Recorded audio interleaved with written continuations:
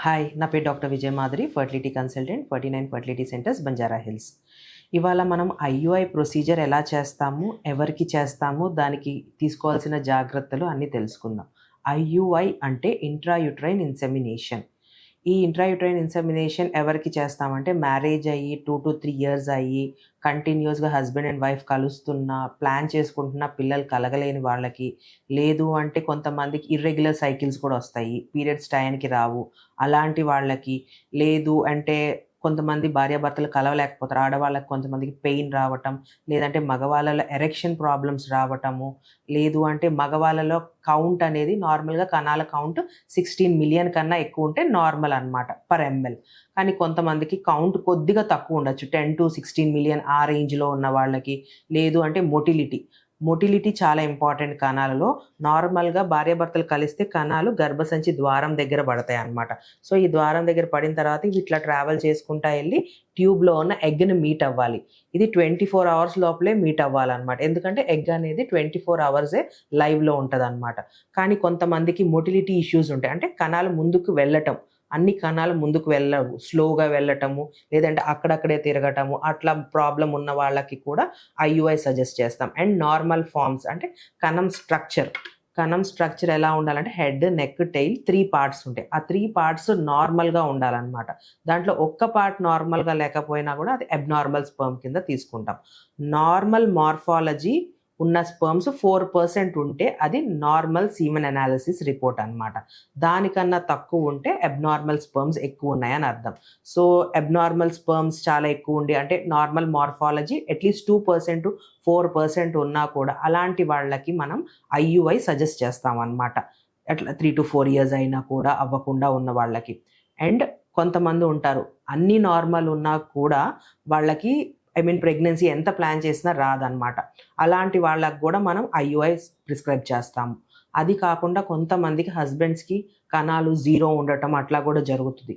అలాంటప్పుడు అఫోర్డబిలిటీ సరిగ్గా లేకపోవటం, అట్లా ఏదైనా ప్రాబ్లమ్స్ ఉన్నా కూడా డోనర్ స్పర్మ్ యూజ్ చేస్తాం అనమాట.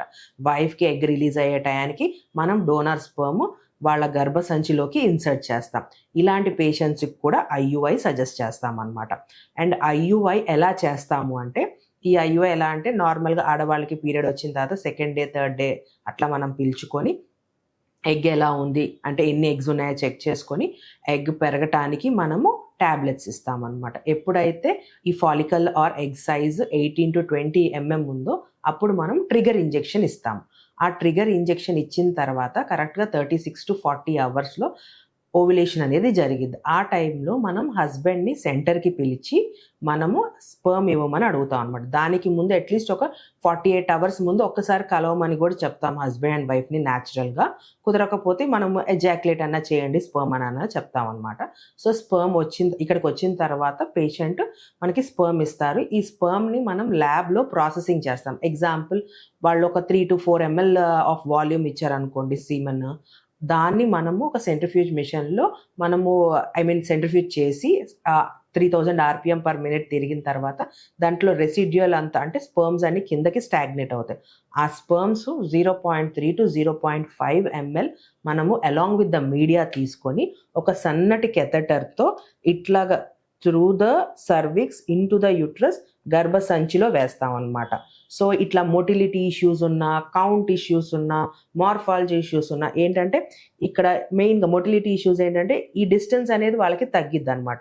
సో స్పర్మ్ వెళ్ళి ఎగ్ని తొందరగా రీచ్ అయ్యే ఛాన్సెస్ ఉంటాయి.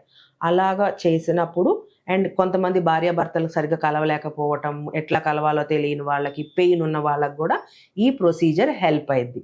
కానీ ఈ ఐయుఐ ప్రొసీజర్కి ఓవరాల్గా క్యుములేటివ్గా మనకి 15 to 20% సక్సెస్ రేట్. ఎందుకు అంటే ఆల్మోస్ట్ మనం చేసే హెల్ప్ ఏంటంటే స్పర్మ్ అనేది లోపలికి వేయటం, అండ్ ఈ ఎగ్ రిలీజింగ్ ప్రాసెస్ కానీ, ఎగ్ వెళ్ళి మళ్ళీ ఫెలోపియన్ ట్యూబ్లోకి రావటం కానీ, ఇదంతా న్యాచురల్ ప్రాసెసే జరుగుతుంది.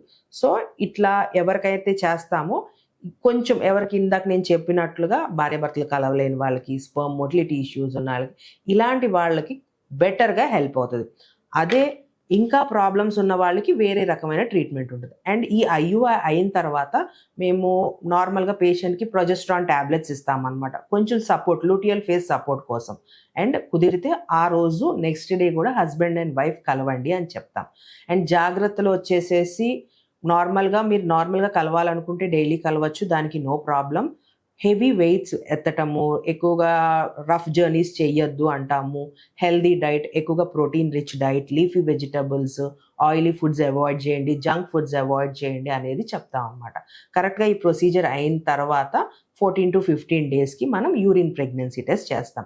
దాంట్లో 2 లైన్స్ ఉంటే దాని తర్వాత ఒకసారి కన్ఫర్మేషన్గా మనం బీటా హెచ్సిజిఓ టెస్ట్ చేసి ఆ తర్వాత 2 వీక్స్కి బేబీ హార్ట్ బీట్ అన్నీ కనిపిస్తాయి అన్నమాట. సో ఇది టోటల్గా ఐయుఐ ఎవరికి ప్రిస్క్రైబ్ చేస్తాము, ఎలా చేస్తాము అండ్ వాటి జాగ్రత్తలు. ఫెలోపియన్ ట్యూబ్స్ చాలా ఇంపార్టెంట్. ఈ పేషెంట్స్కి ఐయుఐ చేసే వాళ్ళకి కంపల్సరీ ఫెలోపియన్ ట్యూబ్స్ కూడా ఓపెన్ ఉండాలి. ఇన్ కేస్ ఒకటి ఓపెన్ ఉండి ఒకటి క్లోజ్ ఉన్నా కూడా ఐయుఐ ట్రై చేయొచ్చు. కానీ ఒకవేళ ఓపెన్ ఉన్న సైడ్లో ఎగ్ కనుక పెరగకపోతే సైకిల్ మళ్ళీ వేస్ట్.